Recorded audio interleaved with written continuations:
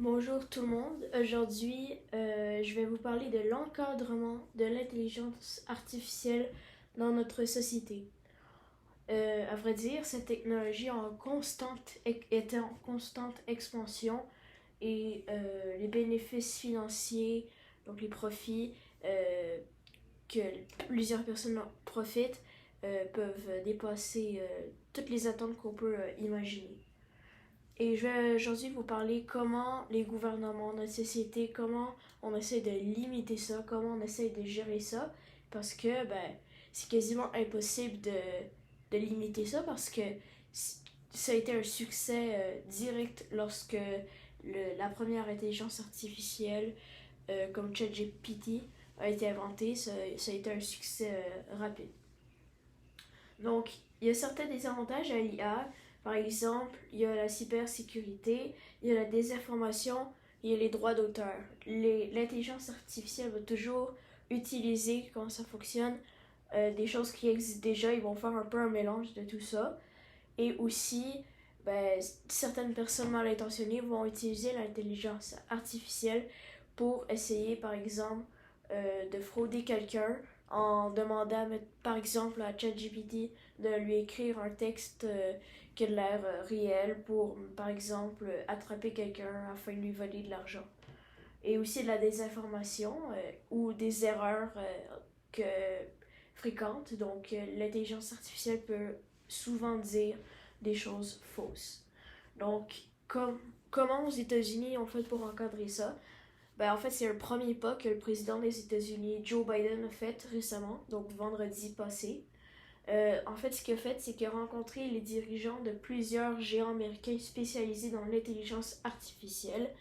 Par exemple, il avait rencontré OpenAI, ça c'est celui qui a créé ChatGPT, Google qui a lancé récemment BART, cette nouvelle intelligence artificielle, Amazon, Anthropic, Meta, Microsoft et Inflection.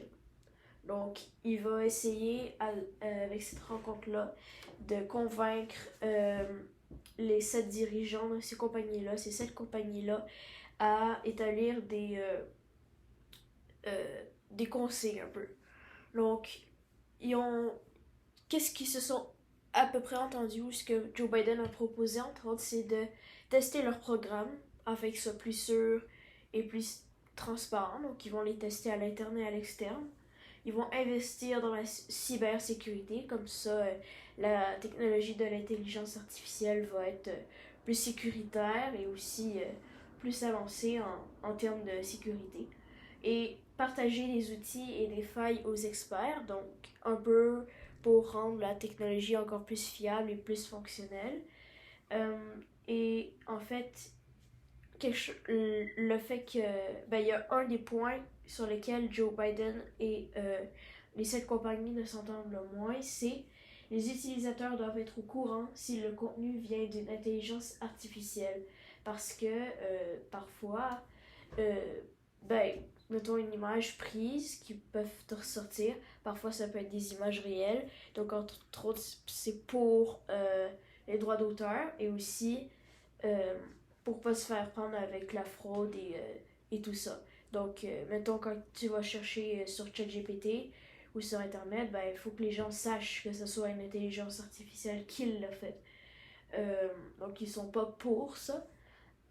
Et en fait, pour que les utilisateurs des intelligences artificielles soient au courant de ça, ils proposent de mettre une petite bande de texte pour expliquer que c'est fait à partir d'une intelligence artificielle.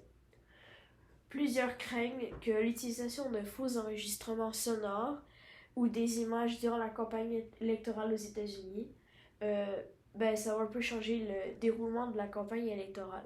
Par exemple, DeSantis a déjà fait un faux enregistrement sonore de Donald Trump pour convaincre que les gens qui vont voter pendant les primaires américaines de voter pour lui à la place de Trump, qui est son principal rival.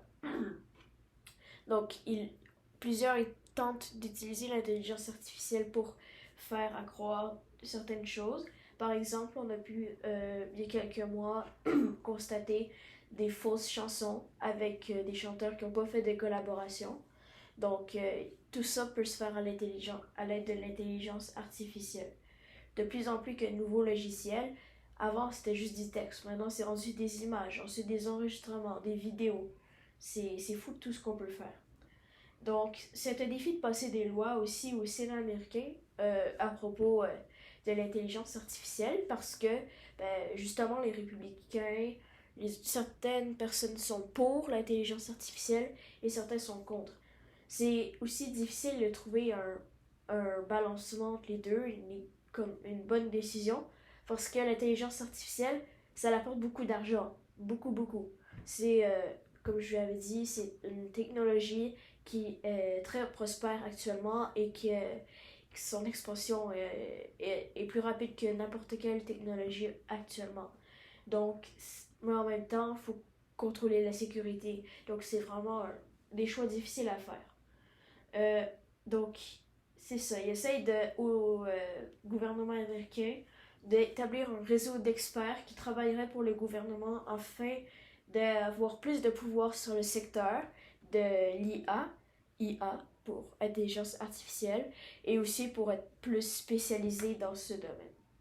Certains pensent qu'il est important de passer des lois afin de mettre des sanctions à ceux qui ne respectent pas les points établis euh, par Joe Biden et les entreprises, parce qu'il n'y a pas eu de loi. Ils se sont juste rencontrés. S'ils ne respectent pas ces points-là, ça ne dérange pas. Il n'y a pas encore eu de loi qui va établir des sanctions financières ou toute autre sanction ou conséquence. Donc, plus cet enjeu prend de l'ampleur dans le monde, ça va être au fur des prochains mois, des prochaines semaines, ça va être un enjeu qui va être vraiment au centre des discussions. Comme quand la guerre en Ukraine avait commencé, c'est un sujet très important parce que c'est un peu notre avenir financier et aussi c'est comme concernant la sécurité. Donc c'est pourquoi quand il y avait eu un sommet de plein de pays au Japon, ça a été au cœur des discussions.